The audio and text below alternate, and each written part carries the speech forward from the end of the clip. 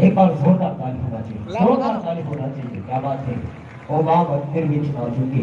कहते हैं कि मंदिर में रहते हो भगवान, कभी बाहर आ जाया करो। मंदिर में रहते हो भगवान, कभी बाहर आ जाया करो।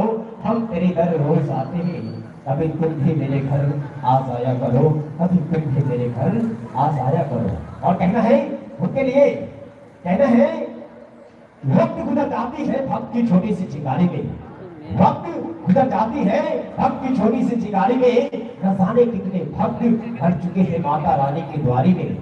ऐ माँ आज तुम्हें यहाँ आना होगा, ऐ माँ आज तुम्हें आना होगा, वरना हम मर जाएंगे पटक पटक सर तेरे द्वारी में, वरना हम मर जाएंगे पटक पटक सर तेरे द्वारी में। और जोरदार ताली होना चाहिए, जोरदार ताली होना चाहिए। आई आप इसमें लेते हुए आप भी आमंत्रित करते हैं जो है सुमिस कुमारी,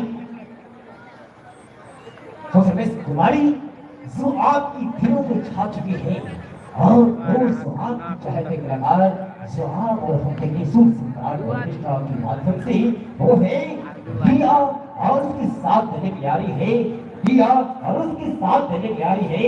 हे हाँ